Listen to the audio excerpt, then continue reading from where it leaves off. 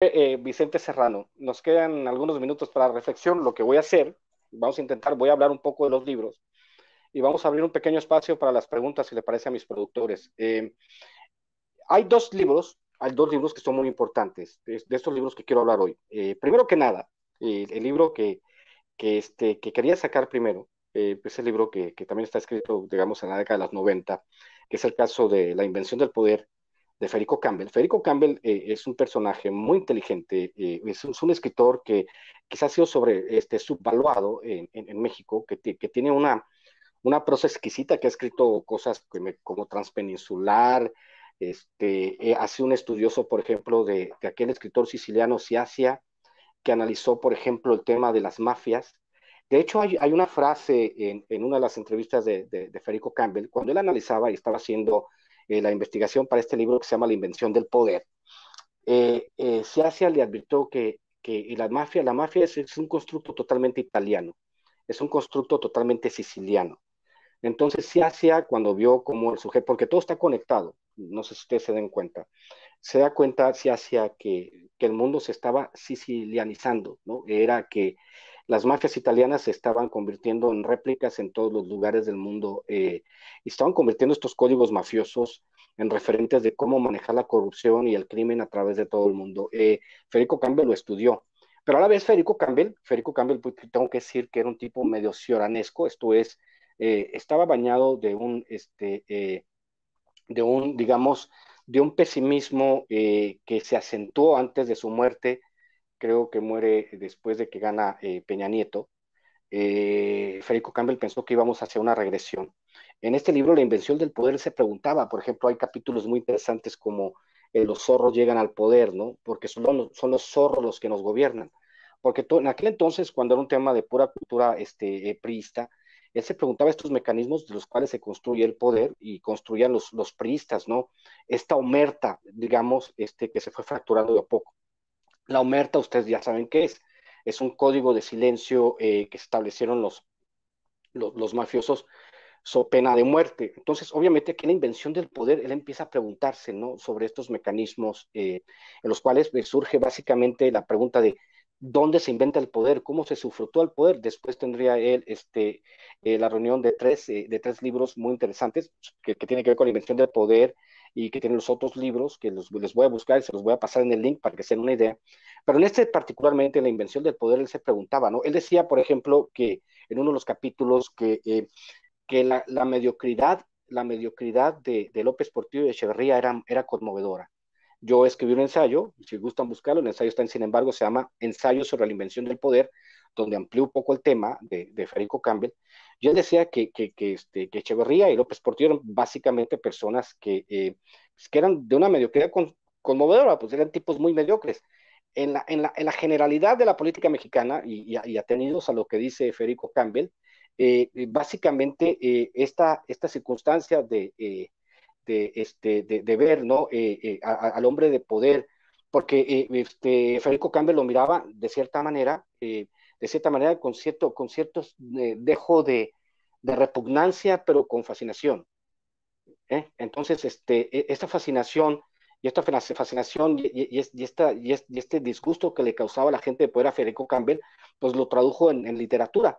Y esta parte tan importante, donde Federico Campbell se empieza a preguntar qué es el prismo, con qué se come, por qué estos códigos de silencio, la omerta.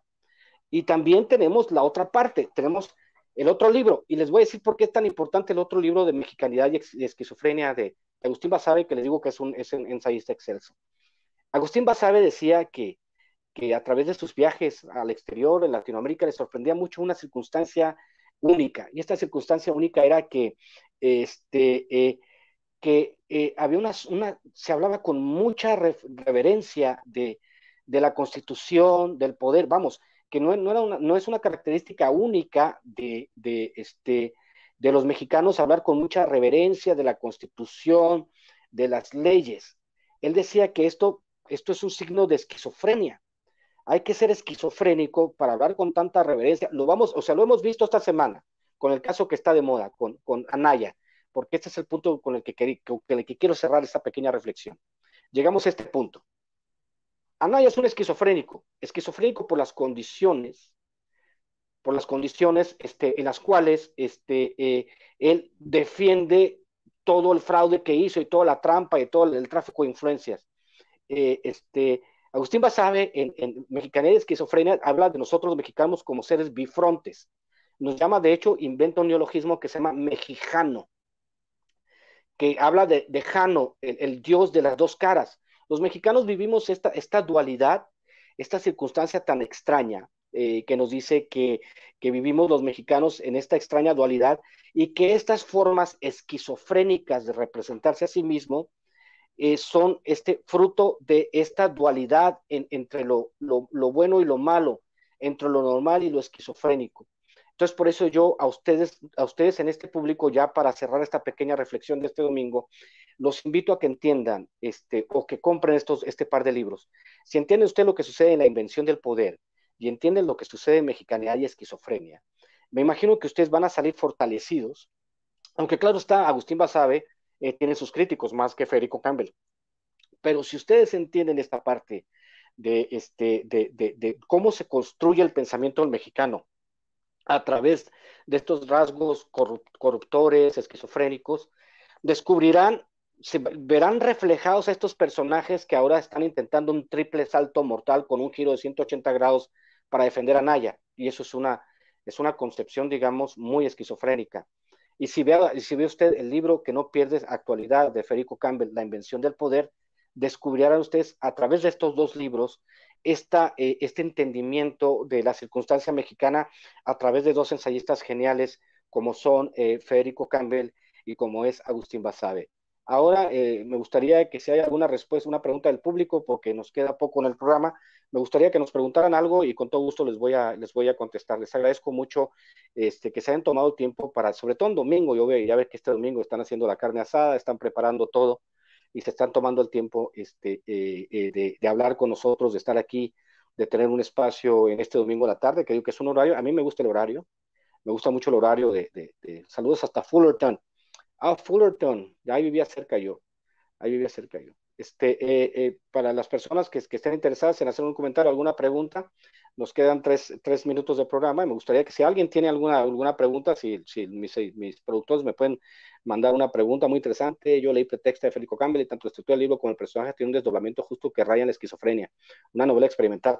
Transpeninsular a mí me parece un libro maravilloso, La clave Morse me parece un libro maravilloso de Federico Campbell, y a través de este programa que estamos haciendo acá en Sin Censura, pues tendremos la posibilidad de hablar de muchísimos libros. Nosotros les vamos a dar una guía, una ruta para que ustedes vayan leyendo. O sea, vamos, estos dos libros que les doy, que tienen mucho que ver con lo que sucede en el México actual, porque muchas de las estructuras culturales que tenemos nosotros en México derivan de esta circunstancia de tan larga, ¿no? De la consolidación de la revolución, digamos, de cuando los generales se pusieron de acuerdo para no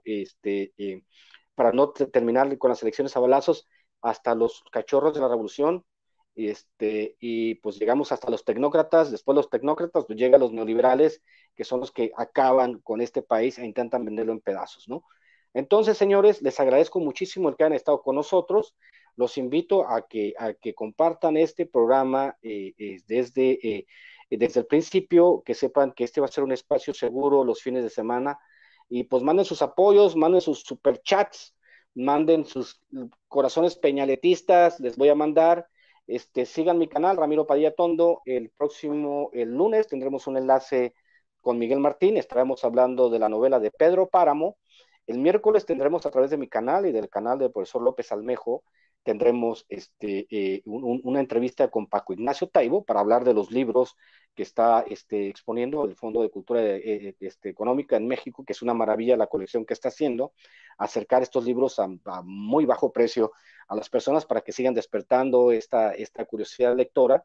Y pues ya saben, el martes de la noche, la mejor mesa del Internet, que es César Gutiérrez, Vicente Serrano y yo, los miércoles en mi espacio en Sin Censura, alrededor de las 12:40 de mediodía, y pues el jueves tendremos el programa con mi querido César Gutiérrez Priego, y pues ya el viernes tenemos el programa de los desvelados con Braulio Serrano, Rafita Herrera y los demás.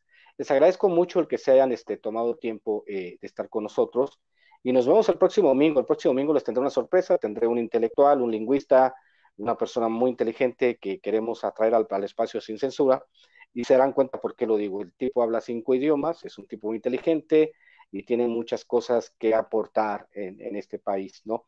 Entonces los invito, los libros están a través de Amazon, el Gandhi, Sanborns, librerías del Ermitaño, el Sótano, y pues en Estados Unidos a través de Amazon. Les agradezco mucho el placer de su atención y espero que este espacio que estamos creando hoy se convierta en un espacio de referencia, sobre todo con respecto a literatura y cómo la literatura converge en la política. Les agradezco mucho. Muchas gracias y que tengan una excelente tarde.